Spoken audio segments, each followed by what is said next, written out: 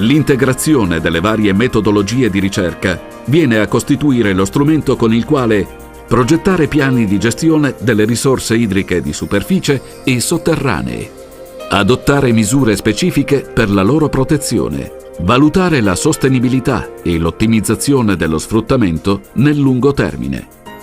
Le indagini sul terreno e le analisi geochimiche ci hanno permesso di individuare i serbatoi di alimentazione degli acquiferi e la loro interazione, di conoscere compiutamente il sottosuolo sia con la ricostruzione tridimensionale del sistema degli acquiferi, sia con la caratterizzazione dei parametri petrofisici, idraulici e idrochimici, di determinare le caratteristiche idrodinamiche dell'acquifero durante lo sfruttamento, di individuare le strategie di gestione e salvaguardia degli acquiferi.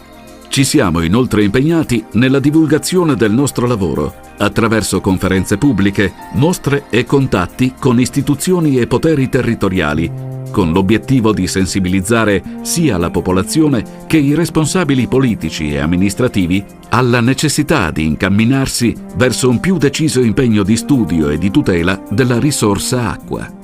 Ciò è stato possibile solo grazie al lavoro sinergico dei vari soggetti coinvolti nel progetto, ognuno dei quali ha apportato le proprie specifiche competenze, che sono state coordinate dalla lunga esperienza dell'Istituto Nazionale di Oceanografia e di Geofisica Sperimentale.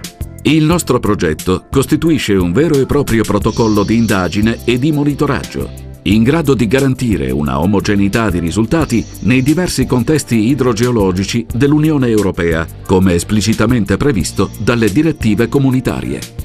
Abbiamo aderito con passione alla sollecitazione della Comunità Europea per la difesa e la tutela delle acque. Ci siamo messi all'opera con un obiettivo comune. Ci ha guidato la consapevolezza della necessità di preservare questo bene primario e insostituibile che è l'acqua. Solo con l'acqua c'è vita. Solo con l'acqua c'è futuro.